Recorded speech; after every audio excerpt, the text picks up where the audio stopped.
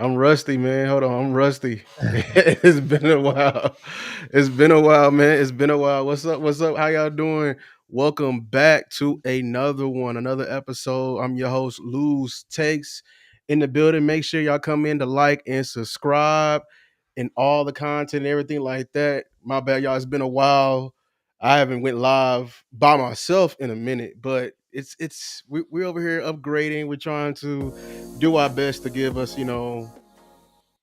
just upgrade the content and give, quality content. But I got a reoccurring guest here, man. We I got Cowboys beat with me. Like, hey, tell the people how you doing, man. Hey man, everything's great, man. I can't complain. I say this all the time, man. As long as my eyes open, everybody around me is straight. Every day's a great day, in my personal opinion. You're right. Hey, it's a great day. We get to talk some football. We blessed. We get to talk about the Cowboys, even though the Cowboys have been messing up. But listen, I had to. I was gonna wait till I go live again, chat. I'm gonna be honest with y'all because I'm still upgrading some stuff. But there's some things in the air that I had to get off my chest, and I couldn't just let some things go by as we let people come in here. Shout out to everybody that's in the chat. Like they said, make sure to hit the like and subscribe from wherever you watching from. There's some things going around, chat. There are some things going around in Cowboy Nation. As you know, y'all saw me. I was part of the big, the minority movement of pushing for a certain player in a guard. You know what I'm saying? And the Cowboys just had their draft. Rookie minicamp just, it just wrapped up. But I didn't like the conversations post the draft about the player. And we had a conversation over the phone about it. And we're gonna talk about it. Why everyone should be very much excited for the first pick. We're going to talk about the first pick in particular. It's Tyler Booker, and we're going to talk about why he's going to vastly improve this offense and why he was a need on his team. And I brought in Cowboys beat Chris. I brought him in because he played quarterback. You know what I'm saying? And I should have Not put on on a the high title. level though. Not I wasn't like a D1 guy or anything. I don't have that type of pedigree, but I got a little experience playing the position. Yeah, definitely. And we must we got to use that experience today because yeah, you may not play it at a certain level but you still understand the game to a certain level, you know what I'm saying? For sure, for sure. And there's some things that I think people are just not they're overlooking, they're not understanding from taking a Tyler Booker, because I know it's a guard, it's a lineman, it's not exciting and everything like that, but let's just dig deep. Let's get right into it. Guard was a need last year, It very was. much so. And people. I didn't like how everyone overlooked it because it's not a position of importance. They don't score touchdowns and everything like that. But can we talk about, because I said the phrase last year, and people think me being hyperbolic. I said your O line failed last season, as in your quarterback didn't make it through the season. For When you sure. hear that statement, what do you hear? Yeah, I mean, look, the offense. I'm going to be honest with you though. I don't want to be too harsh on the offensive line because when you have two rookies starting on your offensive line, that's more of a roster construction front office type of problem than it is, I think, the personnel on the team. But I mean, you are saying a lot of the right things. I mean, Zach Martin got injured early in the season, but that's kind of the thing, right? Like when you start two rookies on your offensive line and then one of your veterans goes down, now you have three guys who are starting on your offensive line where you say these guys aren't experienced starters in the NFL. So, I mean, you're not wrong in what you're saying. I mean, if your quarterback goes down, and I mean, granted, if I'm not mistaken, that was a non-contact injury, but it was the offensive line when Dak was playing last year. It just wasn't good enough. So I'm gonna get right into it. What I mean by that. So I know I think we're not. Let me see. People are still not understanding me when I say this. So when I say, and what I got here, everyone, is the clips of pressures, like specific pressures of Dak not being able to get into a step into his throws, Dak just getting hit, Dak just taking a sacks. Like it's not, it's more than everything like that. So I want to, when I say the offensive line was, I would say it single handedly was probably the main source of the blame for offensive struggles. Now and I know there's others to blame. Like, okay, the offensive line is bad. Let's blame Solari. Great. Offensive line bad. Let's blame McCarthy. Great. And I understand that we really, you're right. We had half of the offensive line, right? The left tackle and the center, probably prime position number one and prime position number two being, taken over by rookies, and not only rookies being placed out of position. But when I say that they were single-handedly the reason why your QB did not finish the season, I mean these plays right here. You go back to that play, that San Francisco one. Sorry to cut you off. I want to let me rewind to that real quick. Because it looked like, I think I remember that play specifically. Start that all the way from the beginning. Let me see. Right here. Let me see. Yeah, here we go. Mm-hmm. It looked like, okay. Keep it going here.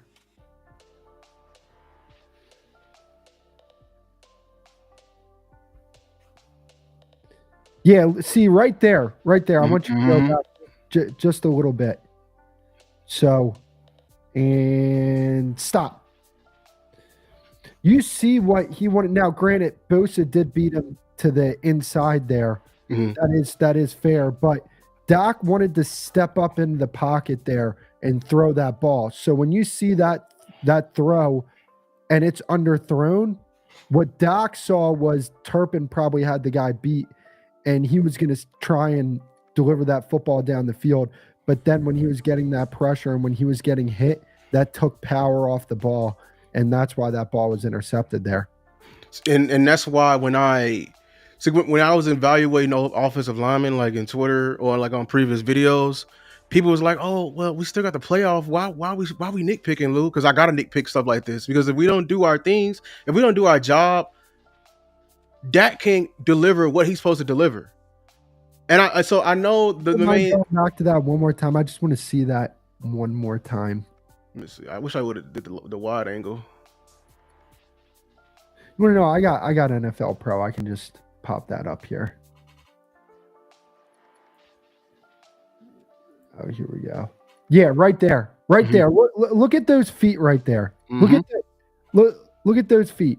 Like, he's trying to step into it. That's a quarterback that's not comfortable in the pocket. Mm-hmm. And that's a big thing. Like, I tell people all the time about the quarterback position is that, people talk. I want people to get the ESPN, Fox Sports 1 type of view of the quarterback out of their mind.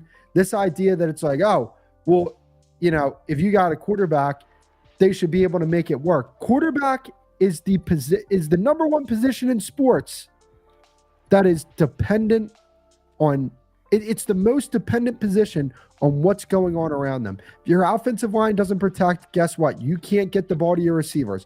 If your offensive line can't protect and your receivers don't separate, guess what? You are SOL. I don't care how good your quarterback is. If your quarterback can't be comfortable, get into a rhythm, things that quarterbacks need, it really doesn't matter at that point. Because, I mean, look, right there, that's inexcusable. I mean, you have your right guard is on his knees. I mean, this is just your right tackle is losing. Your left tackle is on the ground. This is hard. And see, you look at the left. Look at that. You have Guyton on his knees. You have Steele on his knees. You have your right tackle. You have your right tackle losing. Whose is that? I guess that's BB and Tyler Smith right there. The only ones that kept any type of pocket decency there. Right. So, I mean, yeah, that's an awful. That's really bad. This is what I see when I was doing I did film sessions on every game when Dak was in there for the offensive line, and this is what I was seeing. And I think everyone else we're not seeing the exact same thing. This is when I say Dak was running for his life, this is what I meant right here. Yeah. Dak right now, he's in the middle of trying to escape, but he can't fully get his feet and his shoulders behind his throw, and now this throw is out of control. And y'all might say, "Oh, blame Dak." Maybe it was a decision here. I can't really see the wide angle, but who I'm blaming is these guys right here, because this is what I was talking about. It's all about the trust between quarterback and the offensive line. There's a meter. I wish it was. I wish I had a game screen. It's a meter of trust.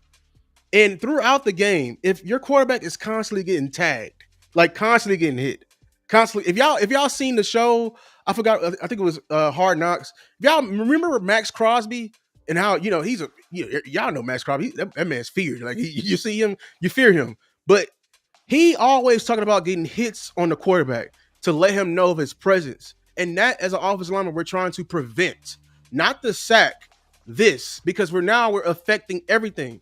And I don't want to say the weapons, everyone who's won a new receiver is not like out of like, oh, they're wrong. We should upgrade. But I'm saying is this, I don't think we got enough opportunity because of stuff like this. And this was all throughout when Dak was healthy. I got clips and clips and clips. I can let this go on, of this. I got plenty of clips more, but I just wanted to show y'all like Dak is constantly getting tagged. Dak can't step up in the pocket. Look at that. Look at that throw there. I mean, like it was underthrown because he couldn't get into it. Look at that throw. Right there. Right there.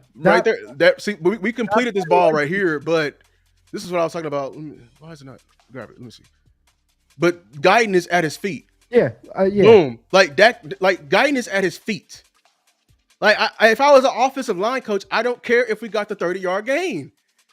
I want my quarterback to be comfortable back there because he feels this right here.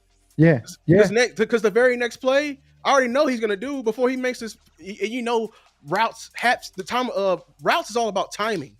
Dak is he may take another second step next play, trying to sidestep, making sure because Guyton may be at his feet again, and now a half a second late, the safety can now make a play. Like these are the minute details we gotta sure up front before we do anything. Shout out to Sleazy. We got a super chat. He said, "First off, thank you. You're doing good. Second, I'm going to enjoy 3 aggressive center pieces in the middle of our line. Team O-line. Keep Deuce." Hey, shout out Sleazy. Yeah, hey, we're going to get into it. We're going to get into why the interior of the offensive line. Because that's another thing I got to debunk. I didn't like how people were talking about, oh, it's a guard. Why are we taking a guard? Positional value. We're going to get into that later. You got an older quarterback. But I'm going to continue to let this play. But I just wanted to see, this is what Dak had to deal with on a daily basis. And this is the trust factor that's constantly being, tampered with throughout the season. So when I say Dak got hurt I know he got hurt pulling his hamstring. I'm saying, why was he running? That's my thing. Dude, with these clips, what you're showing me is, hey, we might be needing to look at another offense. Don't say that too loud. Don't say that. Look at that, dude. That's just a devastating hit right there. That was the one I remember. That was the first game of the season. Dalvin Thomason. Boom, land. That's like, do you understand? Look at the cockback of Dak's helmet right here. Yeah, he got planted there, man. That's a 320-pound man coming full speed at him. Protect A-gap. That's why we were saying protect A-gap right now. You know what I'm saying? Look, this is what happened. I was getting on the BB all season. They kept attacking your rookies because they understand that they're getting used to the speed of the game. They kept sending these stunts. And then BB started doing a better job picking those stunts up towards the end of the season. Yes. And I commended him for that because they were attacking us with it, but just let's talk about it as a quarterback. When look at this. This is constant. Y'all, the tackles. Let me pause and say this. I don't think people understand how important the interior is because the tackles are responsible for the width of the pocket. That's how wide the pocket is. The guards are responsible for the depth. When you see quarterbacks do drills, You see them a lot of the times trying to evade the outside rush, like the what's on the edge. Stepping up. That's where you get the turn from. Every quarterback can step up. Pressure coming from your face, A gap, Not B fun. gap. That's not fun. Talk Well, about that.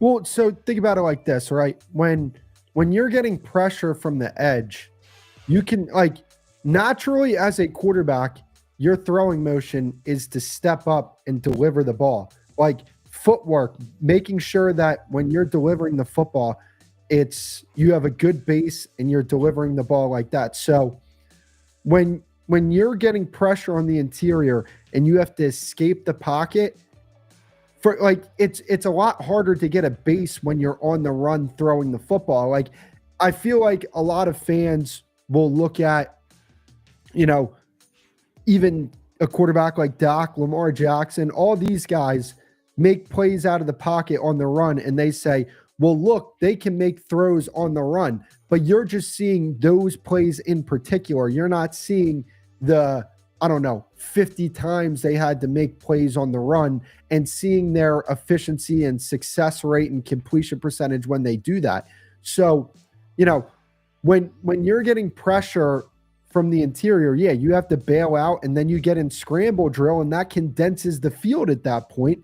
And that's just, when you're rolling out to the right or you have to roll out to the left, then you're only working with that side of the field to where if you're getting pressure from the edge and you get to step up in the pocket, you still have the entire field to work with.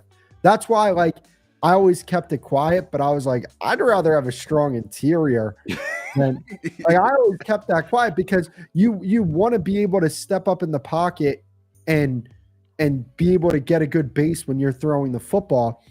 And so that's why to me it's very important having the depth of the pocket strong, so that way, if you're dealing with pressure on the outside, you could still operate your route concepts even if you're getting pressure. See, and you hit it right on the head. What people, I think a lot of people don't know, the casual fan don't know, when you want to affect any type of quarterback, and Tom Brady he said this too. What affects the quarterback is interior pressure, because that's what they see. So we understand that the feet of the quarterback is important. He got to step into the throw, have his feet up under him. The arm is important, of course, but the main thing that's important to the quarterback that you want to affect is his eyes. And how do you affect his eyes when you're constantly sending pressure up the middle? The fastest route to the quarterback is the A gap. The second fastest route is the B gap. That is right now. That's what when you have an immediate threat, you want to respond to it. So when Chris says like you have to escape, that's something only very few quarterbacks have. Like not a lot of people can escape pressure like that. Especially, this is why I was pushing for it so hard. Not your quarterback at this certain point of his career. He's older. He's not as mobile. I know he lost the weight and he's slender, but the age, father time is still timeless. That's why interior pressure, shoring up that middle, does so much for your team. Well, and I say this all the time, and I understand there are a lot of Cowboys fans out there that were team weapon, but I would also just say this, like, right guard was absolutely a need, because if a rookie can come in day one and be your starter, that position was a need. And no matter how great Doc is when he's going up against pressure, because he is one of the better quarterbacks in the league going up against pressure, a quarterback is most efficient when they have a clean pocket. That's why you see these adjusted completion percentage in a clean pocket. They're up there in the high 70s, low 80s. Completion percentage adjusted in a clean pocket, high 70s, low 80s, compared to when you have a completion percentage against pressure, you're usually in the low 60s, high 50s. I would say that, like, you see some of the most accurate quarterbacks in the league, and yeah, completion percentage is not an indication on accuracy, but those quarterbacks will deal in like the 69% completion percentage number. The reason why that number comes down is when they have to face pressure, your completion percentage is going to come down because it just naturally is, because, when you're in a clean pocket, you're able to deliver, you're able to be comfortable in the pocket and deliver the football, to where obviously when you're facing pressure, it's much harder to do that. So that's why I say, with the offensive line, that's why it's so crucial to me that they ended up shoring up that unit, because ultimately a quarterback is at his best when he's comfortable, when he's able to get into a rhythm. And the way you do that is to make sure that you're protecting your quarterback, and everything will fall into place, in my personal opinion. You're right. And so when I was in the middle of these arguments, I was saying, like, what was the difference between the 2024 season, which is last season, and the 2023 season, which Dak was an MVP candidate in? I was, it was a weapons versus trenches argument, but I was saying, look, the weapons, the artillery we had really didn't change. What changed was the guys up front. And I just wanted to show everyone how much that very much so impacted the game. Yes, we both had both those seasons had slow starts, but it was at some point in the season, Schottenheimer and Dak went to go knock at Mike McCarthy's door and said, "Hey, let's open this up. Let's go more downfield with the routes." And you can't convince me that they didn't do it this year also, right? Because that would have been the obvious fix. But why couldn't they do it this year? Because look what's happening up front. You can't. That's why I was saying we can't handle one step drops with this pressure we're seeing right here. Yeah, no. So you wanted to go to 3 to 5? But I mean, yeah, go ahead. And that's ultimately the thing, right? Like, when you have a quarterback like Dak that you're paying a lot of money to, you're not paying him to execute the 1 and 3 step drops. You're paying him to execute the 5 to 7 step drops. Those are your intermediate to deep concepts. And like, we've seen that Dak has been able to be very efficient in the intermediate to deep part of the field if you're able to give him protection. But the thing is, you're not even able to run those type of concepts if you can't hold up in protection for over 3 seconds. Mm-hmm. So that's where I look at this and I say, like, the people that were so against offensive line at 12, I'll never understand it. I will never understand that, especially because, this argument that, like, Clayton Adams, he's done some really good things with the talent that he's had, even though it wasn't that much talent. Like, he can just develop these guys. Well, like, okay, if you believe in this guy that much that you think he can just take a below average starter like Brock Hoffman and turn him into a good starter, what if you get like a really good prospect like Tyler Booker? How much better will your offensive line be if you get a really good player to work with a really good coordinator, really good position coach? I don't know. Like, they've talked about running the football all off season. That's what Brian Schottenheimer wants to do. Were people really that surprised with an offensive line pick? I don't know. Like, you hired, and now I do, but if Tet McMillan was on the board, they would have taken Tet, and that would have been the right pick. But when he went off the board, I mean, Tyler Booker was somebody to me that was in the conversation, and they ended up picking him, and looks like this guy could potentially be a very good pick for you, because I mean, I think this guy's going to come in day one, and I think he's better than what Zach Martin was last season. Last season, in the 2024 season, when he was beat up and he was a bit older, I think you upgraded at right guard here. And, this is a guy, how many years did he play at IMG? He transferred, I think it was his sophomore or junior year. So either 2 or 3 years. Okay, so he played 2 years at IMG, and then he started 3 years at Alabama. So for the last 5 years, he's been playing at the very pinnacle of the sport, like very pinnacle. You're not getting better high school football than IMG, and you're not getting better college football than the SEC. He's been playing at the pinnacle of his skill level for the last 5 years. You get this guy, and he's a tremendous leader from all accounts. This guy was the best player on their board. That's why when I hear people say, like, oh, it's a reach, I had him, 30th on my board, I had him this on my board. Well, respectfully, they don't care about your board. like you're not in these meetings. You're not seeing. Maybe Matthew Golden didn't have a great meeting.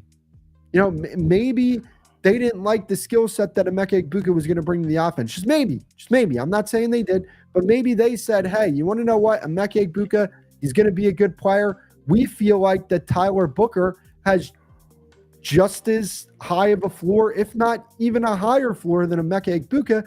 We think he has a higher upside. So it's just these things that go on in draft meetings. Like Tyler Booker wasn't going to make it out of the top 15. Egbuka was there at 19. Matthew Golden was there at what, 25 or 23? 20? Yeah, exactly. So, to say that this was a reach, I don't know if the league necessarily agrees with that, because I think the league had a much higher grade than the media scouts did. Look, you're right. So look, I just want Cowboy Nation to look. I just want you to see from my perspective, because I know you didn't see it from this angle, because you're just seeing, wide receivers are not getting open, Dak throwing interceptions, but just look at the clips I'm showing you. A lot of these teams are rushing 4. Yeah. There's 11 guys on the field at one time. If they're rushing 4, how many people are dropping in coverage? 7. And you wonder why they're able to bracket CD. Look how many bodies they can throw at CD. That's why I was saying there's more than one way to break that bracket. There is more than one way to break that bracket. Now, the other part of that, Schottenheimer needs to commit to the run game. But I just wanted to, this is another way to break it. I also wanted to show you that the right guard was a need. We needed to replace Zach Martin no matter what. I love Zach Martin to death, but he was holding his offensive line back. And I believe, and people was like, okay, y'all gonna be one O-line next year. No, sometimes all it takes is one guy. You got to remember who's constantly getting beat on this film is Zach Martin, the leader of the offensive line. Like, imagine if y'all working and your leader is not, up to par.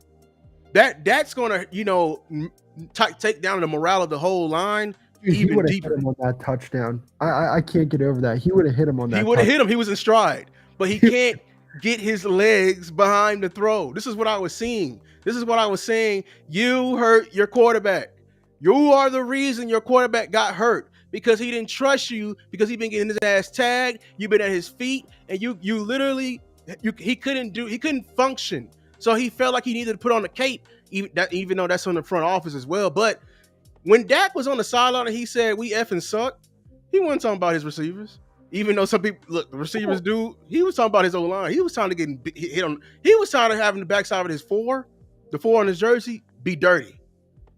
And here's the thing, right? Like, so when coaches and front office personnel, when they talk about taking responsibility off the quarterback's plate, they don't mean we don't trust our quarterback. What they mean is this: as a quarterback, you have a lot of responsibility, just mental, when you talk about pre-snap, diagnosing coverages, identifying the mic, making sure that blitzes aren't coming, those type of things. Post-snap, you have a lot on your plate to where, oh, wait, they disguised.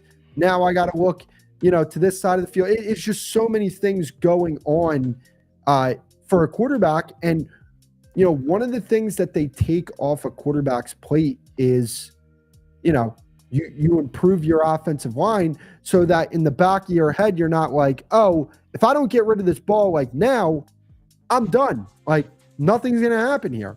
So, when you have a good offensive line that can protect, like, you can go through your progressions naturally instead of everything speeding up. And it's like, oh, wait, I'm running this drive concept and it's shallow to deep. Oh, wait, shallow's not there. Oh, wait, I should have probably got the ball to the shallow. Like everything speeds up when you have an offensive line that isn't protecting at a high level. And that's why I say, like, if Guyton ends up not being a good player this upcoming season, guess what? You're going to have to draft an offensive lineman next year. Just because you missed on the pick doesn't mean you don't draft in the most important position outside of the quarterback position.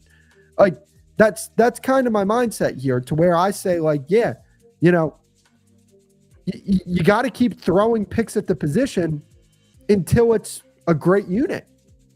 It just is what it is. That's just football. Like if you can't protect the quarterback, I don't care how good your running back is. I don't care how good your wide receiver is. You got to be able to protect that guy. You got to be able to keep him upright.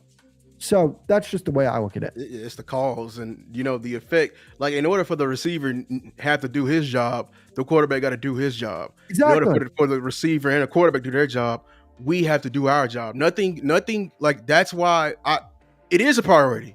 When it comes to positions, it is. We have to go up the totem pole. Y'all do it. Fans do it all the time. That's why my whole motto of this show is the first blame, last congratulated. The moment the offense is bad, what do the fans do? Is the O-line blocking? Exactly. Like O-line ain't blocking. We ain't gonna get nothing done. Exactly.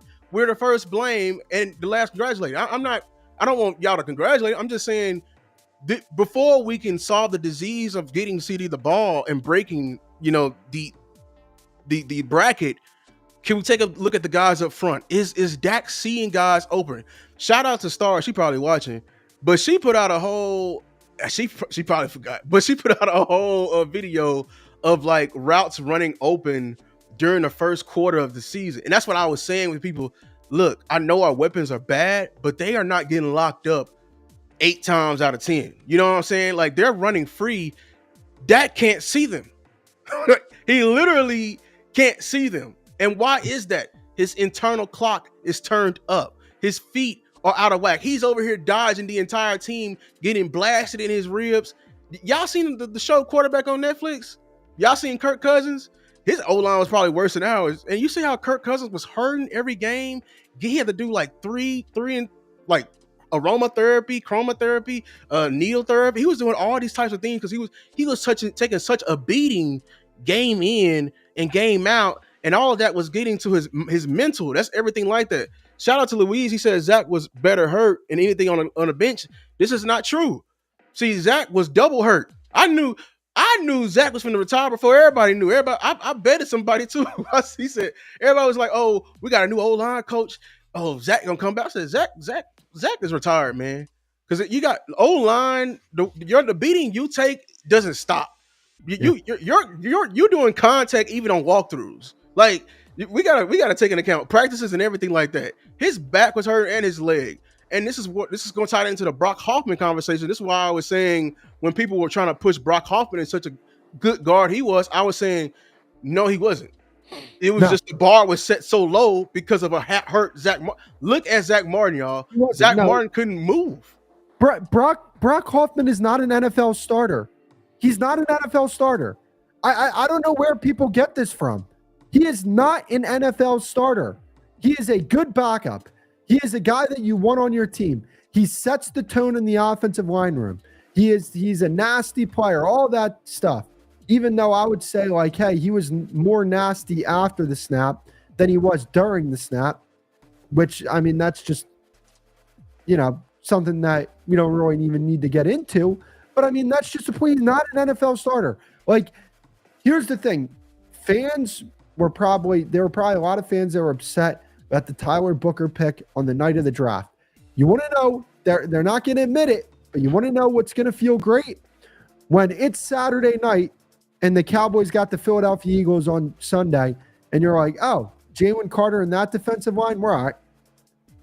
You play the Giants on a Monday night. You wake up that morning, oh, they got Dexter Lawrence and that defensive line, we'll be all right. Washington, Daron Payne, we'll be all right. It might not seem great at the moment for the people that didn't want this pick, but I'm telling you, you're going to sleep like a baby going up against some of the most fearsome and vicious defensive interiors because of the fact that you have the type of interior offensive line that you have. And shout out to Kelvin. He said, "I'm sorry. This is just telling me Dak and CD on their own again." I feel you, Kelvin. I understand that you want more guys, but this is what also can help them. And don't stop, getting on front office ass and bringing in somebody. We need another running back. We need a wide receiver too. We need tight ends. We need it all. Don't stop. Keep your foot on Steven's neck, because we do need more talent. I'm not saying it, but what can also help you if none of this does come. I'm not saying we're going to win the Super Bowl this year. I'm not even saying we're going to go to the NFC Championship game. We don't have the talent. I understand that. Because that's just I'm not to blame for the philosophy of this team and how cheap Stephen Jones is. I'm not. But what I'm saying is this: what could really help you into being a competitive team and being a team that's respectable is if you do what my mama just said. You run the damn ball. You help everyone on that team out when you run the ball. When you be smart about, I'm not saying I want us to shift the pendulum. When I say I don't want to be a passing team, I want us to not go in with a mindset of just passing first. Let's run on first down. Let's get some 4 yards. Let's make it second and medium and then third and short. Let's be methodical about this. Exactly. If we're relying on Dak and CD to save us, don't look at wide receiver 2. Look at the damn the scheme behind it. Why are we leading with this in the first place? This is not sustainable. There are teams in the league with more weapons than you, Kelvin, and they still don't go anywhere. Yeah. No, for sure. And that's the thing, right? I want to see a trend that I see in modern football with some of these play callers is that they're very aggressive on first and second down, because they want to get into third and less than 4. Because at that point, now you still have the threat of running the football because of the down and distance. When you're in 3rd and 9, teams just bring out their NASCAR packages and they're going to rush the passer. They're going to pin their ears back and rush the passer. But if you're in those 3rd and shorts, now they can't just pin their ear back and rush the passer, because you could be multifaceted when you're in those type of situations, to where, that was kind of the thing with the Cowboys over the past few years, which is why I always say this: Dak doesn't get the credit he deserves, because Dak was having to play out of 3rd and longs a lot during that MVP season that he had, because he was the MVP that year. I'm not, just like Lamar Jackson was the MVP this year, Dak was the MVP in 2023. During that season, what you saw was that they were playing a lot in 3rd and longs because their run game wasn't that effective. And even this year, it was bad, some of the situations that they put Dak in. Yeah. So let's make sure that first and second down that we're able to be productive and have a plan about it, right? Because Mike McCarthy, it wasn't his plan to get Dak in 3rd and longs. He just didn't have a good enough plan to not have that be the case. So, that's going to be a key. And the question I would have to the front office is like, do you guys see yourself competing for a Super Bowl this year? Which, if they said no, I would understand that, because they do have a first-year head coach. That is something that's happening.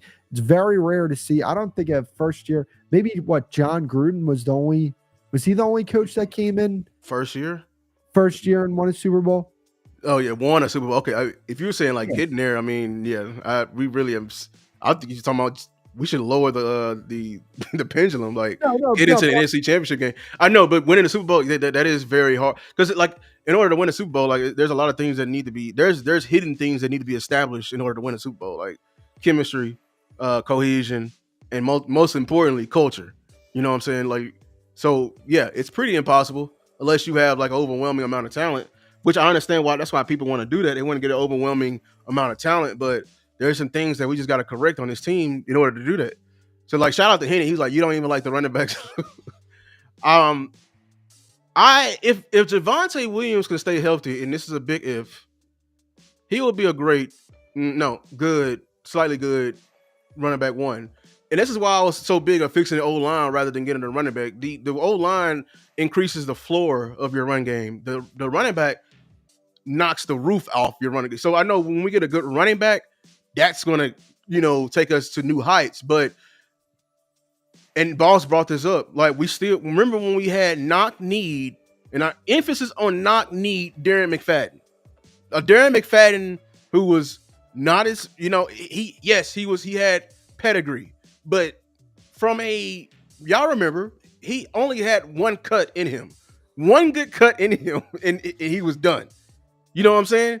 Yeah. And if we can get 1,000 and was it 98 or 1,008 yards from him, that's what I'm talking about. Like, I know you don't have the running backs to take you over, but I am trying to get him past the line of scrimmage. If we got some excavators, I'm calling them the 3 excavators in the middle, but Booker, BB, and Tyler Smith, I'm calling them 3 excavators.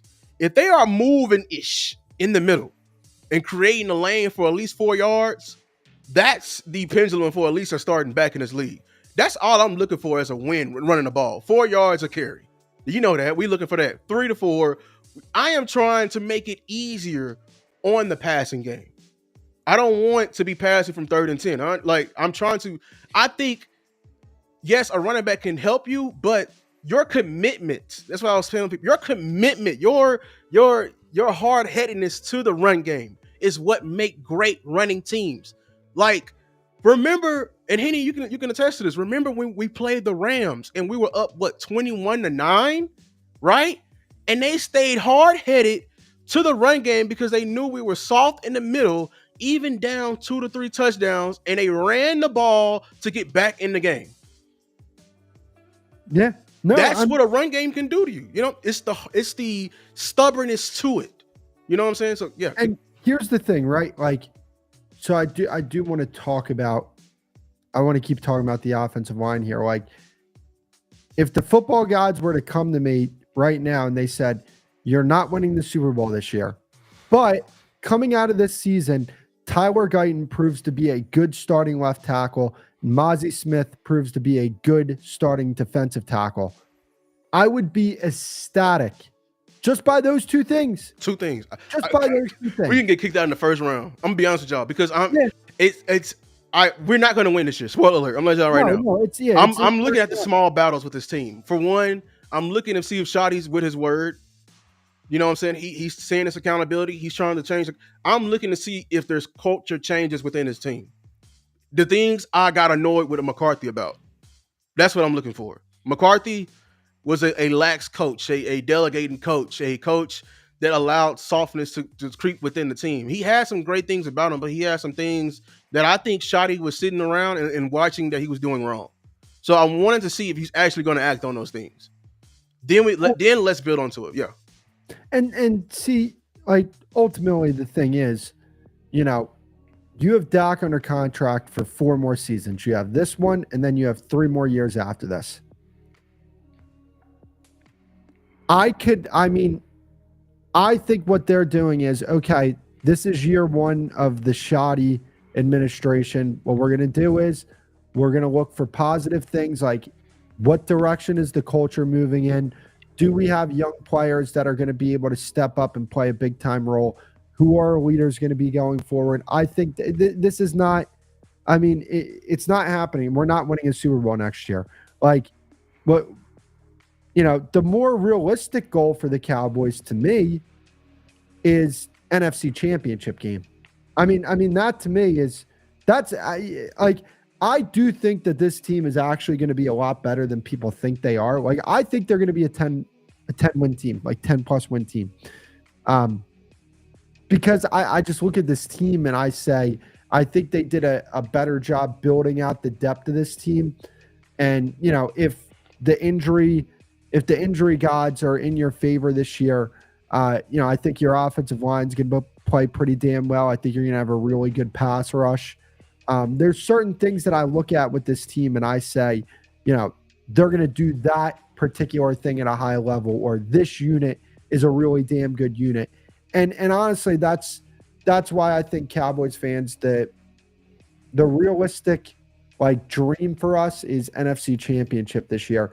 And I mean, if that happens, I truly believe if they make the NFC Championship game this year, it may sound like hopium, but I do think that hold up. I'm not Kelvin. I'm not me personally. I'm not the front office. I would have been more aggressive in free agency this year. But I'm just telling you what they're telling us pretty much. You know, I don't like it either. I would prefer if they went out and I wanted them to move on from Mike McCarthy last year because you're just delaying this whole thing another year. You know, but that's besides the point here where you just want to make sure that this team is heading in the right direction. And, you know, I think year one, if Schottenheimer really proves that he has the right culture, the team's heading in the right direction, I do think they will be a little more aggressive with the moves that they make in the offseason. I know that sounds like hopium, but if you give them an NFC Championship berth, I think Schottenheimer's the type of guy that, you know, he understands that you can't just be a draft and develop program. I don't believe he thinks that. And if you're able to do something that this franchise hasn't done in 30 years, be the coach to lead them to the NFC Championship, you're going to have a lot of say-so in that organization. It just is what it is. So, yeah, shout out to Kelvin. He said, "Are we waiting till?" I'm not telling you to wait till 2028. I am saying you got to be patient with this. Even if the only way if we was going to actually go for it now is if they change, not like I keep telling people it's not the asset management, it's the asset mismanagement. It's the number of assets that we're working with. The only way we would have a chance of even competing, Kelvin, if they can like at least participated in free agency in any position. We told them go get me a guard, but I kept telling y'all them guards they brought in were nothing. They were literally nothing. They brought a guy in who was hurt all year, another guy who quit football and said, "Hey, you know, my rent is due. Let me come and play for a little bit so I can pay the rent." That's who you got to replace them at guard. That was not enough. We needed some more. What we needed, they needed to make not one move. We're begging for one move, but they needed multiple moves for you to be even considered on the same level as the Eagles. Be honest with you, it's not even home run ability. Like we're asking for it right now. We're not even as far away from the Eagles as we're saying. I'm saying we're gonna have to wait because I don't trust them to make only. I'm begging them to make one move. Like if we was to get a running back right now, we was to get Nick Chubb, bring in somebody like Keenan Allen or trade for like Bateman for wide receiver 2, and maybe you can. We don't really need Gilmore, but if you bring in Gilmore, sure, and then a defensive tackle, a vet defensive tackle, you're ready to compete. You're ready to compete. But do you hear all these moves that Stephen Jones wouldn't dream of doing? Do you hear all the above and beyond things we have to do in order to do that? I understand, like y'all. I'm telling y'all right now, by ourselves without a guard, we're still in the same situation we're in right now. Probably worse because it wouldn't make sense. I'm gonna be honest with you from a philosophical standpoint. You're getting a receiver. Which means the Jones is gonna probably force us to be a pass heavy team, and you have like 4-6 sets of hands that are run dependent. Connor Riley is a run. He's an offensive line coach that specializes in run game. Clayton Adams is the OC who specializes in a run game. And Schottenheimer, y'all remember Marty Ball, like his dad, Marty Schottenheimer? That's 3 different people who specialize in run game, and you're telling them to throw the ball. What success do you think is going to come from that? You're right. You're ready for this? Let me add a 4th name to that. Steve Shimko wasn't he the assistant run game coordinator last year? Yeah. When he was at Boston College, they had one of the most efficient running attacks in college football. So, yeah, but what is the plan for throwing the ball? We're gonna, if y'all honestly, let me be honest with y'all, that would have been Schottenheimer and Seattle 2.0. Because remember, they were trying to get him to throw the ball. That was a Let Shotty Cook campaign, and we would not be here. Tate Ratledge is not the caliber of guard as a Booker. I don't know if he beats out Hoffman. I'm gonna be honest with you, Henny. I don't know if he beats out Hoffman, because he was just a raw player, and I don't trust Hoffman. And we're gonna be passing the ball. Well, I'm saying, hey, what about the passing schemes? Like if we was gonna pass the ball, we may always bring in Kellen Moore. We might always bring back McCarthy if we was gonna pass the ball like that. That's what I'm saying. We're trying to move dynamically different because that's what can help us. Now I still want a weapon that can complement this scheme. Like a J-Mo would be perfect. Jameson Williams from Detroit, Oh yeah, yeah, yeah. play action, take the top off. Oh man, I dare them. They better keep two on the roof and keep one deep. Like they better Oh not yeah. try to bracket CD. You know what I'm saying? And the box will be empty like this. Like look at this box right here. They're daring you to run the ball, but you couldn't last year. That was what's wrong with this team. It's And not that CD and Dak didn't have enough. Look how many people they're dropping back, y'all. They're rushing with 4. This is the most disrespectful thing that you could ever do, Team Weapons. I'm sorry. You this is they're running a 4-2-5 in the league. That is a college coverage. yeah, yeah. I mean, no, I mean, you're saying a lot of the right things there. I just think ultimately, I know it's hard to tell fans that this year is kind of, a soft rebuild type of year, but I think next year you'll start to see they'll draft a receiver, they'll draft a running back, because I do think that they have like Jadon Blue to me.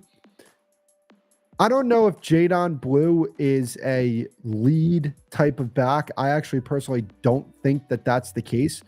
But hey, if this guy comes in and he proves that he could be a really nice number 2 back, guy that can catch passes out of the backfield, guy that can make explosive plays down the field, then next year at this time, we're probably talking about drafting a running back who can be your main lead back.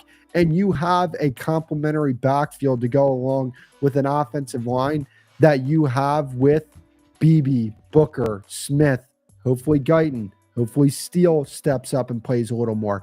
I start to feel a little better about this running back room if that's the case come next season. You're right. I understand your plight, Kelvin. You say I'm tired of my question to you, Kelvin. How if you're I understand it. We need more bodies. My thing is this, Kelvin. How did he make it work in 2023? How we were able to move the offense with because this is the same no bodies, it's the same weapons core. How we were able to move then? That's my thing. I'm saying there is a way. Now I understand. Like I don't want to. Like, you're right. We need both. We do need both. But in order to get both, we weren't going to get. We could have got both in the draft, but we needed more from the free agency. We needed more from the front office. We still needed to do that. Honestly, we still need to do that. Now, going about with Blue, I'm finna drop a film session on him. I don't see him as a back, y'all. I really don't. He's not a back, period. Actually, y'all want a weapon? That's a weapon right there. He said it in his interview. I'm gonna give it a brief. He said in this interview how when he was in high school, he had an advantage in 7-on-7 because he was much faster than the guys right there because he's a converted receiver that's playing running back. That's a hint right there. Like that's what he is. Like he's a receiver playing running back. I think he replaces if Shotty is smart, he replaces what Turpin was doing last year. You see less of Turpin. That's what you. I don't see him as a back. Well, actually, yeah, I'm pretty high on Turpin. I'm not gonna lie. I'm pretty high on him too, but they kind of they're the same person except Turpin is a receiver and Turpin is classified as a receiver and Blue is classified as a back. As far as being a back, I don't want to see him doing anything inside the tackles because his cuts are not smooth. He's not a smooth runner. He has speed and everything needs to be on the runway. So it has to be blocked up perfectly for him to run. That's my only thing with him. So we still need a running back. I think we should still go out and get a running back and we should do it. We were right. He said, cause and this is what I'm trying to prevent, like this is my thing with y'all. Like, look, this is why I want this because if you look at the top quarterbacks in the league, yeah, they got weapons, but when the times they get nitty and gritty, you never see them out there gunslinging it. None of those quarterbacks. I would name Patrick Mahomes. The moment they are in trouble, what do? They run the ball. We just saw Josh Allen versus a Patrick Mahomes in the AFC Championship game when they were down and they were in their own 10-yard line. They ran the ball all the way for 90 yards on that drive. They didn't pass the ball not once. Do you see how that's a stabilizer to a good quarterback? When everything is going shaky, you needed a run game for Green Bay. When things are going shaky and you needed to slow down both sides, calm down your defense and your offense, you needed a run game then. A run game would have kept your defense would win, and it would have slowed down and told Dak, "Hey, Dak, let's calm down. let's Hey, let's real quick, stabilize it a little bit." real quick, Slick Rick just posted something on X that said "Big Steelers move coming," and it's a GIF of George leaving from I guess Seinfeld or something. So Not is it maybe that's biggest to why. us? Maybe. If we Yeah. get Pickens, y'all better hush. I don't want to hear nothing from y'all no more. Eh, Y'all better, yeah. I swear to y'all, if we get Yeah. I mean, look, Pickens is. I mean, he's something else, man. He I don't know if that's the type of guy you want in your locker room, but man, that's the type of guy you want on the football field. And you kind of just wonder, with this culture that Schottenheimer is building, that hey, maybe you get a guy or two that you have a little bit of question marks about. I view Schottenheimer. He's showing that he's a culture guy, but I view him as a Tyrion Lannister. Y'all watch Game of Thrones, you know what I'm saying? One of my favorite characters ever. But what I liked about Tyrion Lannister is how he can play the game whatever, however it need be. If it needed violence, he used violence. If it need, like just just politics, he'll politics. So if we get a George Pickens in here, I want him to find a way to make it work. Maybe I know even from on paper it looks like the great coach in the Steelers. I'm blanking on his name. Who's the coach in Mike the Steelers? Tomlin, If the great Mike Tomlin couldn't control him, how can a new coach Schottenheimer control him? Find a way.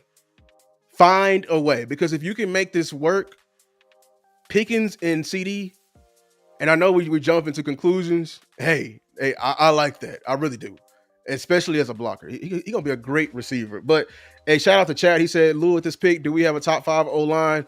No, and shout out to Generation of Cowboys. Earlier is from the Dallas area, because they asked me earlier your success, and I'll say this right now on camera, for you to be considered a top 10 O line, Guyton needs to be good. If Guyton is great, you are a top 5 O line. dude. If I personally think if Guyton's good, you have a top 5 offensive line. And I'm not mad at that. Guyton has to be good. That is the only Guyton. I'm not even really. I'm excited for Mozzie. I think he's, because the end of the season showed me a little something. But Guyton and Mozzie are your two pendulums that can really. They can swing a lot. They can really swing this thing. They can really swing a lot this year. Look, I believe in Guyton, but he's got to step up this year. I mean, he has to understand. Like it's a bit unfair that we're putting a lot of this much pressure on Tyler Guyton, but you want to know what? He's a first round pick. He should be able to handle those expectations. I talked about, I feel fine with Booker. I think day one that kid's going to come in and be a plug and play starter, one of the best right guards in football, in my personal opinion. That's how I see him.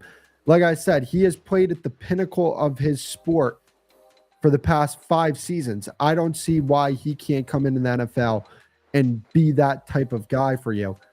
I feel good about Booker. I feel good about Beebe. I feel good about Smith. Steele, it is what it is. We'll see what happens there. Guyton is a guy that they spent a first round pick on. Guyton is a guy who, if he doesn't succeed, that is a Guyton thing. That is not a coach thing. That is not an organizational thing. Guyton has all the tools to be a top flight left tackle in this league. When you talk about his arm length, his height, his ability to move with his feet, he has all of the traits. If Tyler Guyton doesn't become a good football player, that is on Tyler Guyton. Because look, I get it. Mike Solari wasn't great, but at the end of the day, you got trainers that you go to outside of this place. You got to make sure that you're being mature, you're doing what's expected of you, you're being a real leader in that. And you don't have to be a leader, but you have to be the type of guy that's going to step up, work hard, because if he becomes a good player, this is a top 5 offensive line in football. If he doesn't become, if he's below average, I know Henny the Moore's in here and he's not going to like what I'm about to say. You're talking about drafting an offensive tackle next season if Guyton doesn't progress. I mean, I'm not joking either. Like, that's what's going to, I mean, you cannot, there's absolutely no way, if you find out at the end of this season that you missed on that Guyton pick, there's no way in hell you can't address that. There's no way that you can't address that. I mean, you have to address that position if you realize you don't have a good left tackle. I know it's not fun to think about, but that's why I say Guyton is so damn integral to what this team is going to do. He is. Because left tackle it's the most important position outside of the quarterback position, my personal opinion. So if this guy doesn't pan out and becomes at least an above average starter by the end of the season, that's going to spell a lot of problems for this football team. It really is. And I need him to work because because I already know people are like, oh, they're trying to break glass and let's just kick Tyler Smith out, No. Yeah, because I don't want you to mess with my offensive line. Do not mess with my interior. We have a chance to be one of the strongest interiors of offensive line in history. I'm telling you, when I say the center position is not a strong position, they just good with movement and everything like that and good with leverage. I'm telling you, BB is probably one of the strongest centers you'll ever see. Tyler Smith is going to throw you like OC called. He got back breaking strength. Like he will literally flatten your spine, just a punch. And Booker, you check out the video if you haven't seen it. But we've been telling you, he's been, not only has he been competing at the highest level, he's been dominating the highest level. Like flattening, like I'm talking about like taking the will and soul out of SEC off defensive line, y'all. Like, period. Like he's making it's not just him using his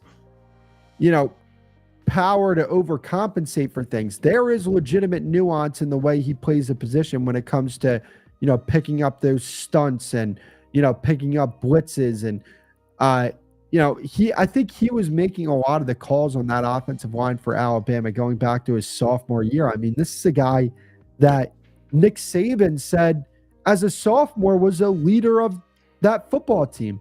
He was the leader of that team. That's what Nick Saban said about the guy. So that's what I'm saying. Like, people who think that they were going to trade back and still get Booker, he wasn't going to be there. Like, that's what I was telling people. Like, dude, when I don't want to bring this up, but somebody was saying like how he was one of like the bus. Somebody put out a list of like all the bus offensive linemen. Like, y'all, Nick Saban don't talk about his former players like that. He don't talk about anybody like. He's all stoic. Booker is one of the people he actually missed coaching. Yeah, I mean he. As a 20-year-old, he looked at Tyler Booker and he said, "You're the leader of this football team." I mean, when you have that stamp of approval on top of that tape, he was always going to be a top 15 pick. It was the same thing that I said about Kelvin Banks before the draft. It's like, oh, well, maybe Kelvin Banks will be there in the 20s. Maybe we can trade back for him. He was never leaving the top 10. Kelvin Banks was never leaving the top 10. Just like Tyler Booker was never leaving the top 15. The league was higher on Booker than a lot of these fans were. Yeah, I know. They said Ashton Richards does not want to play. Yeah, I mean, because Richards is not good at tackle. He's strong, but his feet are slow. That's the main thing. Shout out to Awesome Richards. So Awesome Richards went to high school at this school called the Haverford School. That's about like 35, 40 minutes from where I live. And we played them in basketball before. So I'm rooting for that kid. He played in a league called the Interac, which is, it's not the Philadelphia Catholic League, which like the Philadelphia Catholic League had guys like Marvin Harrison Jr., Kyle McCord, Guys, Abdul Carter played in that league as well. He didn't play in that league. He played in the Interact, so that's like the private schools, not the Catholic schools. So I'm rooting for Awesome Richards. I just don't know if that's a realistic possibility here. Yeah, I mean, I yeah. Shout out to Aston Richards, but you played Aston or no? Nah. He was yeah. I No, was gonna say, way above or way younger than me. Yeah, but Cameron, yeah, shout out. I mean, Clayton Adams, Connor Wright, they're supposed to be gurus. They better figure it out. I understand that. I mean, the thing is, like, what I kept telling y'all with linemen how it works. You have to give them quality to work with. You can't just give them anything. Stoutland is the best development, when it comes to linemen over there with the Eagles. But you can't give him shit. You know what I'm saying? You have to give him quality to begin with. How I know that? And my mama here, she'll testify. I used to get visits because when TCU was recruiting me, and I used to go to the games all the time. We go to the locker rooms. One of the dudes gave me his gloves. You know who they ended up being? His last name was Vatai. He had a long last name. I think he was a island kid, and he ended up getting drafted for the Eagles. He was one of their high round picks. I think he went second round. Okay, but he ended up being a bust. Stoutland was there. You know what I'm saying? So and that's why I was saying, like, just because he was a high quality pick, and shout out to him, man, because he played at TCU and everything like that, and he I still got them gloves. Just because they spent high resource on a guy, sometimes the guy may not be the quality that you get, and no one can really fix him. And that always tie it back to how football works in college is how the NFL works. Whenever you want to get better as a program, what is the first position group that you upgrade? The trenches, defensive line and offensive line, because that is the main separator between Power 5 schools and Division I AA. Yeah, but Lou, I do got to get out of here. I got to get. We finna close out. Yeah, but say shout out to everyone that's in the chat. We had 137 people in here. It was great talking with y'all. Man, it was a great football talk, man. But listen, y'all, just be excited for the pick. Dak is gonna be upright. Well, he should be upright because we sure up the middle. We're actually taking care. We're getting a weapon. We still need to get more people in here. But yeah, any last thoughts? Nah. Just overall very, very positive. Look, I'm positive about the direction of this team over the course of the next few years. This season, and I mean, playoffs. I think fans should be very excited if we make the playoffs, even if it's one of those things where we have a great regular season and maybe we don't get to where we need to be in the playoffs. Like, understand this is the first year of a new administration. It's hard to preach patience, but that's just what you have to have when you have a brand new head coach. And, it's not fun. I get it, but it is what it is, unfortunately.